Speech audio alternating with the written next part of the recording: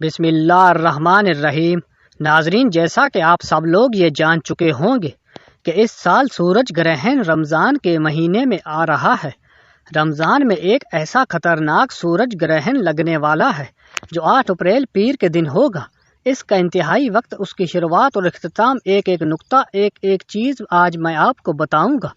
رمضان المبارک میں سورج گرہن قیامت کی آخری نشانی مانا جا رہا ہے۔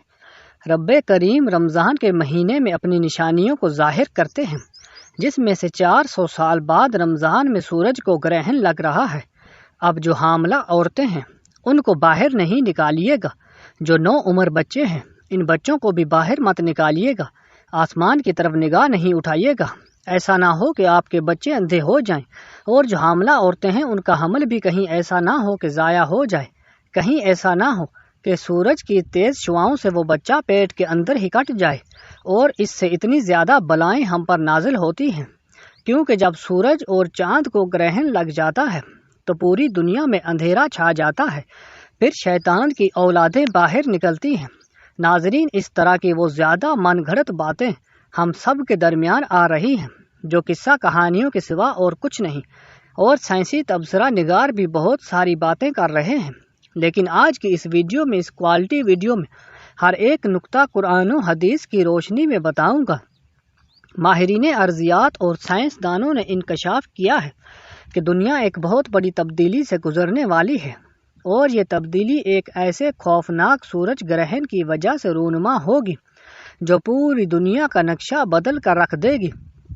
سائنسی حلقوں کی طرح سے جاری کردہ رپورٹ کے مطابق ایک ایسا سورج گرہن ہے جو دنیا کی 400 سالہ تاریخ میں اس سے پہلے کبھی ریکارڈ نہیں کیا گیا، اور اگر کیا بھی گیا ہوگا تو وہ بھی تقریباً 400 سال بعد ہی لگا ہوگا۔ سورج گرہن کے بارے میں کئی پیش گوئیاں کی جا رہی ہیں، دنیا بھر میں کئی تبصرے جاری ہیں۔ اس کے نتیجے میں ہونے والی تبدیلیوں کے بارے میں کئی طرح کے اندازے لگائے جا رہے ہیں۔ اس کے سارے پہلو کا جائزہ لیا جا رہا ہے، جس کے بعد ایک اور خبر سامنے آئی ہے کہ یہ سورج گرہن زمین پر دوسری بہت سی تبدیلیوں کے ساتھ ساتھ شدید قسم کے زلزلوں کا سبب بھی بنے گا۔ امریکی زیولوجیکل سروے نے اپنی رپورٹ جاری کی ہے۔ انہوں نے 8 مقامات کے بارے میں بتایا ہے کہ جو زلزلوں کے لیے حساس حیثیت رکھتے ہیں۔ ان مقامات کے نیچے زمین کی گہرائی میں موجود ٹیکٹونک پلیٹس جو ہیں وہ اپنی پوزیشن سے ہل جائیں گی، اور وہ رگڑنے کے بعد اوپر کی طرف اٹھ جائیں گی، جو کہ زلزلے کی علامات ہیں۔ لیکن یہ ساری باتیں ہمیں نبی پاک صلی اللہ علیہ وآلہ وسلم نے 1400 سال پہلے بتا دیں کہ زلزلے نے کس وجہ سے آتے ہی۔ لیکن جو امریکی سائنس ریسرچ والے ہیں، زیولوجیکل والے ہیں، ان کے اندازوں کے مطابق زلزلہ یہ تسلسل نہایت ہی شدت اختیار کرنے والا ہے جو کہ بڑے بڑے شہروں کو نیست و نابود کر دے گا۔ ناظرین، اس عالمی خبر کو اگر اسلامی نقطہ نظر سے دیکھا جائے تو کئی ایسے پہلو سامنے آتے ہیں جو ہم مسلمانوں کے تصور کو بالکل ہی بدل دینے والی بات ہے، لیکن سائنس چونکہ اسلام کو فالو نہیں کر دی، البتہ اپنی ہر ریسرچ انکشافات وہ لوگ قرآن اور احادیث کی روشنی میں ہی کرتے ہیں۔ سائنسدانوں کی پیشن گوئی کے مطابق یہ سورج گرہن اسلامی مہینے رمضان المبارک میں واقع ہوگا، اور یہ اتنا خطرناک ہوگا کہ جو پوری دنیا کا نقشہ بدل دے گا۔ اگر غور کیا جائے تو یہ حقیقت سامنے آتی ہے کہ اللہ تعالیٰ نے جس طرح مسلمانوں کو قیامت کی بڑی بڑی نشانیاں پہلے بتا دی ہیں، جن میں یہ بھی کہا گیا ہے کہ قیامت کی سب سے بڑی نشانی کے ظہور سے پہلے جو رمضان المبارک آئے گا، اس مہینے میں کئی خوفناک واقعات ہوں گے، سورج گرہن بھی ہوگا اور زلزلے بھی آئیں گے۔ تو یہ ساری صورتحال اس طرح اشارہ کر رہی ہے کہ شاید یہ قیامت سے پہلے ہی کا رمضان ہے جو رمضان ہم لوگ گزار رہے ہیں۔ اس سلسلے میں حضرت انس بن مالک رضی اللہ تعالی عنہ سے روایت ہے کہ حضور نبی کریم صلی اللہ علیہ وآلہ وسلم نے ارشاد فرمایا کہ قیامت سے پہلے آخری رمضان میں ایک مکمل سورج گرہن واقع ہوگا، جس کے بعد پوری دنیا میں ایک ایسی آواز گونجے گی جس کے ماخذ کے بارے میں کسی کو علم نہیں ہوگا۔ یہ آواز ساری دنیا کے لوگوں کو اس قدر دہشت زدہ کر دی کہ 70,000 کے قریب لوگ اس آواز کے خوف سے بے ہوش ہو جائیں گے۔ 70,000 کے قریب لوگ بہرے اور اندھے بھی ہو جائیں گے۔ اس آواز کے بعد ایسے رمضان المبارک میں دنیا کے مختلف حصوں میں شدید زلزلوں کا سلسلہ بھی شروع ہو جائے گا، جس سے پوری دنیا میں بہت تباہی پھیلے گی۔ انہی زلزلوں کے دوران یا اس کے بعد دجال کا ظہور بھی ہو جائے گا، اور اس کے کچھ عرصے بعد اسلام کا آخری معرکہ بھی لڑا جائے گا، جس کے لیے حضرت امام مہدی علیہ السلام کا ظہور بھی انہی دنوں میں ہی ہوگا۔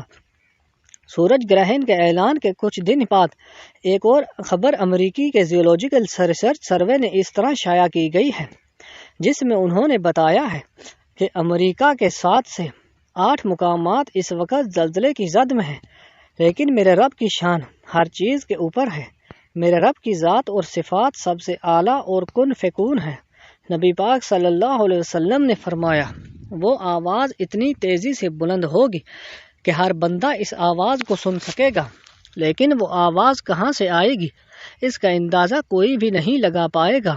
ہمارے نبی پاک کی حدیث کے مطابق جو قیامت قائم ہوگی، اس قیامت کے اثرات اس رمضان سے متعلق اور مشابہت رکھتے ہیں، لیکن ابھی اور وقت نہیں آیا۔ آپ لوگوں کو جو میں عمل بتانے جا رہا ہوں، جو وظیفہ بتانے جا رہا ہوں، وہ وظیفہ بھی بڑا مستند اور ایسا عمل ہے جو انشاءاللہ العزیز آپ کے لیے مددگار ثابت ہوگا۔ جتنی باتیں میں نے ابھی تک آپ لوگوں کو بتائیں، وہ تمام کی تمام باتیں نیوز اور احادیث کی روشنی میں ہیں۔ آپ نے ان دونوں کو رکھ کر ایک کوالٹی ویڈیو بنانے کی کوشش کی ہے، اور وقت کی نزاکت کو مد نظر رکھتے ہوئے یہ ساری باتیں بہت اختصار کے ساتھ کی ہیں۔ چاند کو گرہن کیسے لگتا ہے، سورج کو گرہن کیسے لگتا ہے، میں نے آپ کو سائنٹیفک ریسرچ کے مطابق بتانے کی کوشش کی ہے، لیکن اب اسلامی روح کی نظر سے بھی دیکھ لیتے ہیں کہ ہم ان چیزوں کے بارے میں اسلام ہمیں کیا کہتا ہے۔ دوستو، بھائیوں اور بہنوں، نبی کریم صلی اللہ علیہ وسلم کے صاحبزادے حضرت قاسم جب اس دنیا سے انتقال فرما گئے تو اس وقت سورج کو گرہن لگا ہوا تھا، اور لوگوں نے یہ کہنا شروع کر دیا کہ یہ گرہن حضرت قاسم علیہ السلام کی وفات کی وجہ سے لگا ہے۔ جب یہ نبی کریم صلی اللہ علیہ وسلم کے پاس پہنچی تو آپ صلی اللہ علیہ وسلم نے فرمایا کہ سورج گرہن کا لگنا اور چاند گرہن کا لگنا یہ کسی کی موت یا زندگی سے کوئی تعلق نہیں رکھتا، بلکہ یہ اللہ رب العزت کی نشانیوں میں سے ایک نشانی ہے۔ تو دوستو، بھائیوں اور بہنوں، سورج گرہن کے وقت اور چاند گرہن کے وقت بہت سی ایسی کہانیاں سنائی جاتی ہیں جن کا اسلام کے ساتھ دور دور سے کوئی تعلق نہیں، لہٰذا اسلام کو سمجھنے کی کوشش کریں۔ ہمارا دین جو ہمیں حکم دیتا ہے اس کے مطابق زندگی گزارنے کی کوشش کریں، نہ کہ مختلف کہانیوں کو سن کر ان پر عمل کرنا شروع کر دیں۔ اس وقت کی نزاکت کو مد نظر رکھتے ہوئے آج کے اس خاص عمل، اس خاص وظیفے کی طرف چلتے ہیں۔ جب سورج گرہن لگے تو آپ نماز کسوف ادا کریں، یعنی کہ 2 رکعت نماز نوافل پڑھیں، اور جب چاند گرہن لگے تو نماز کسوف ادا کریں، اس وقت بھی 2 نوافل پڑھیں۔ ان نوافل کی نیت آپ نے ویسے ہی کرنی ہے جیسے آپ دوسرے نوافل پڑھتے ہیں۔ پہلی رکعت میں بھی سورہ الفاتحہ کے بعد آپ کوئی سی بھی سورت مبارکہ پڑھ سکتے ہیں، دوسری رکعت میں بھی آپ سورہ الفاتحہ کے بعد کوئی بھی سورت مبارکہ پڑھ سکتے ہیں۔ اب دوسرا عمل جو آپ نے کرنا ہے وہ استغفار کا عمل ہے۔ استغفار بہت سارے ہیں، آپ کوئی بھی پڑھ سکتے ہیں۔ استغفر اللہ پڑھیں گے، یہ بھی بڑا مستند ہے۔ اگر آپ لوگ لا حول ولا قوت الا باللہ العلی العظیم پڑھیں گے تو یہ بھی گناہوں کو بخشش کی طرف لے کے جاتا ہے۔ اللہم اجرنا من النار پڑھیں گے تو وہ بھی آپ کو اسی طرح لے کے جائے گا۔ زلزلے سے تو ہم بچ سکتے ہیں، لیکن پھر بھی ہم لوگ دعا کریں گے کہ یا رب العالمین ہمیں زلزلوں کے زد سے بھی بچا، کیونکہ جو تباہی زلزلوں سے ہوتی ہے آپ لوگ خود جانتے ہیں، اور گناہ پہلے ہی عام ہیں۔ اللہ والوں، کچھ بھی ہو سکتا ہے، تو اس لیے اللہ پاک سے نیت بھی کریں گے اور دعا بھی کریں گے۔ گھر میں رہیں، گھر سے باہر فضول نہ نکلیں، بس جو ظہر کی نماز پڑھنے کے لیے نکلیں گے اس نماز کے لیے نکلیں۔ کوشش کریں مسجد اگر قریب ہے تو نماز کے لیے نکل جائیں، نہیں تو فرض نماز بھی آپ لوگ گھر میں ہی ادا کر لیں، گھر میں ہی جماعت کا انتظام کر لیں۔ اس طریقے سے بھی آپ لوگ اپنے گھر میں نماز کا اہتمام کر سکتے ہیں۔ کوشش کریں کہ باہر جانے سے اجتناب کریں، چونکہ یہ جو سورج گرہن لگے گا یہ صبح کے وقت لگے گا اور دوپہر تک جاری رہے گا، تو اس لیے اپنے گھر میں، اپنے کمرے میں آپ لوگ قرآن پاک کی تلاوت کریں، زیادہ سے زیادہ اللہ پاک سے دعا کریں، جو وظیفہ بتا رہا ہوں وہ وظیفہ کریں، انشاءاللہ العزیز بہت فائدہ ہوگا۔ آپ لوگوں نے پہلے نمبر پہ 2 نوافل پڑھ لی جو کہ نماز کسوف ہے، وہ آپ نے پڑھ لی جو نبی پاک صلی اللہ علیہ وسلم نے پڑھی تھی، اور دوسرے نمبر پر آپ لوگوں نے استغفر اللہ پڑھنا ہے۔ استغفر اللہ پڑھ لیں یا حول ولا قوت الا باللہ العلی العظیم پڑھ لیں۔ اس کے علاوہ بھی بہت ساری اور بھی استغفار کی دعائیں ہیں، کوئی سی بھی پڑھ سکتے ہیں۔ آپ لوگوں نے صرف اور صرف 313 بار پڑھنا ہے، یعنی کہ کثرت سے آپ لوگوں نے پڑھنا ہے۔ 300 مرتبہ کی جو تعداد ہے وہ کثرت میں آ جاتی ہے۔ نبی پاک نے اپنی احادیث میں یہی فرمایا ہے کہ کثرت سے استغفار کرو، تو آپ لوگوں نے کثرت سے استغفار کرنا ہے۔ جب آپ لوگوں نے پہلا کام نماز کسوف ادا کر لی، دوسرا کام آپ نے استغفار بھی کر لیا، تو اب تیسرا کام کیوں نہ اللہ پاک کو راضی کرنے کے بعد اللہ پاک سے اپنے رزق کے لیے آسانی بھی کر لی جائے، تو آپ بھی درود ابراہیمی ایک بار پڑھیں گے۔ اس کے بعد آپ لوگ اللہ پاک کا وہ نام پڑھیں جس کی میرے رب نے خود قسم کھائی ہے۔